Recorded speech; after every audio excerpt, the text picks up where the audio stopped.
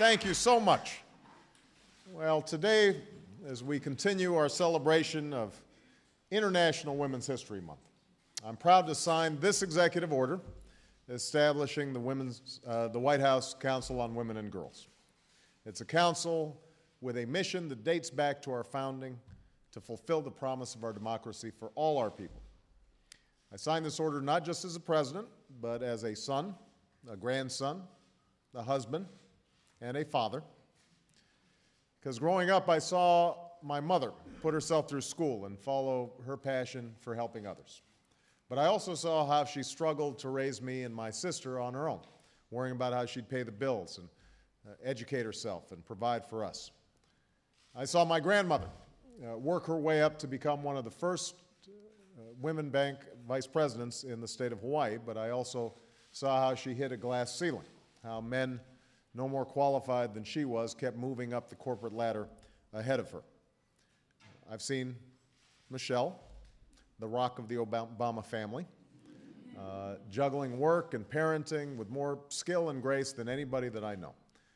But I also saw how it tore at her at times, how sometimes when she was with the girls, she was worrying about work, and when she was at work, she was worrying about the girls. It's a feeling that I share every day. In so many ways, the stories of the women in my life reflect the broader story of women in this country, the story of both unyielding progress and also untapped potential.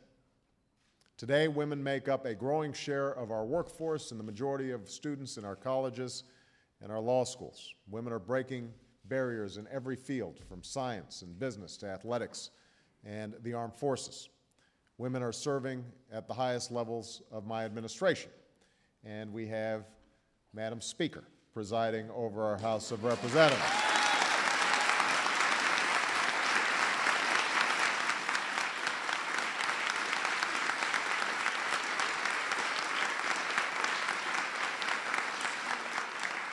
I had the privilege of participating in a historic campaign with a historic candidate who we now have the privilege of calling Madam Secretary. But at the same time, when women still earn just 78 cents for every dollar men make, when 1 in 4 women still experiences domestic violence in their lifetimes, when women are more than half of our population but just 17% of our Congress, when women are 49% of the workforce but only 3% of our Fortune 500 CEOs, when these inequalities stubbornly persist in this country, in this century, then I think we need to ask ourselves some hard questions. I think we need to take a hard look at where we're falling short and who we're leaving out and what that means for the prosperity and the vitality of our nation. Now, I want to be very clear. These issues are not just women's issues. When women make less than men for the same work, it hurts families who find themselves with less income and have to work harder just to get by. When a job doesn't offer family leave, that also hurts men who want to help care for a new baby or an ailing parent. When there's no affordable child care, that hurts children who wind up in second-rate care or spending afternoons alone in front of the television set. And when any of our citizens cannot fulfill their potential because of factors that have nothing to do with their talent, their character, their work ethic, that says something about the state of our democracy. It says something about whether we're honoring those words put on paper more than 2 centuries ago, whether we're doing our part, like generations before us, to breathe new life into them in our time. That, above all, is the true purpose of our government, not to guarantee our success, but to ensure that in America all things are still possible for all people. Not to solve all our problems, but to ensure that we all have the chance to pursue our own version of happiness. To give our daughters the chance to achieve as greatly as the women who join us today. That's the impact our government can have. It's the impact of a Health and Human Services Department that funds research by women like Dr. Nina Federhoff, a biotechnology and life science pioneer,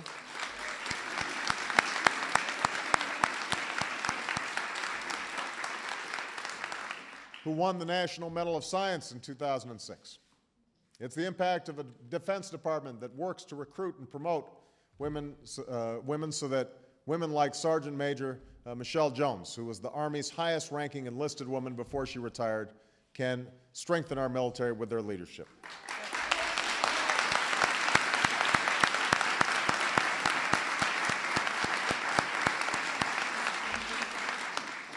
It's the impact of the Department of Education that enforces Title IX. So athletes like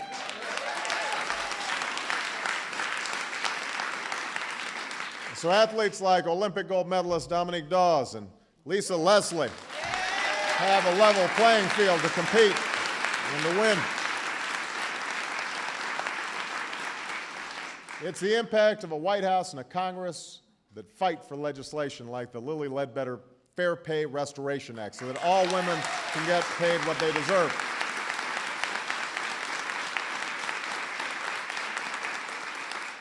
I'm very proud this was the very first bill that I signed into law. And that's why I'm establishing this council. Not just to continue efforts like these, but to enhance them. The council will be composed of the heads of every cabinet and cabinet-level agency, and will meet on a regular basis. We have many of those cabinet members here. Some of the men showed up. We put them in the second row. But they're going to be fighting.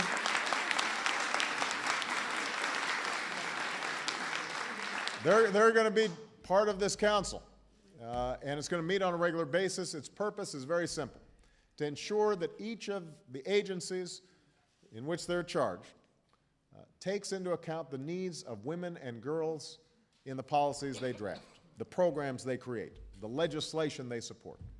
It's not enough to only have individual women's offices at individual agencies or only have one office in the White House. Rather, as former Secretary of State Madeleine Albright once said, in our government, responsibility for the advancement of women is not the job of any one agency, it's the job of all of them.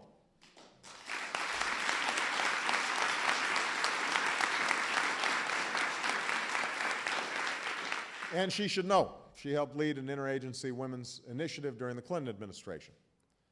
At the same time, given the critical importance of its work, this council must have strong leadership from the White House and direct accountability to me. And that's why I'm appointing Valerie Jarrett, one of my closest advisors and most senior members of my administration, to lead it. Tina Chen, another senior member of my White House staff, will serve as the council's executive director. In the end, while many of the challenges women and girls face are new, the work of this council is not. It's been with us for generations.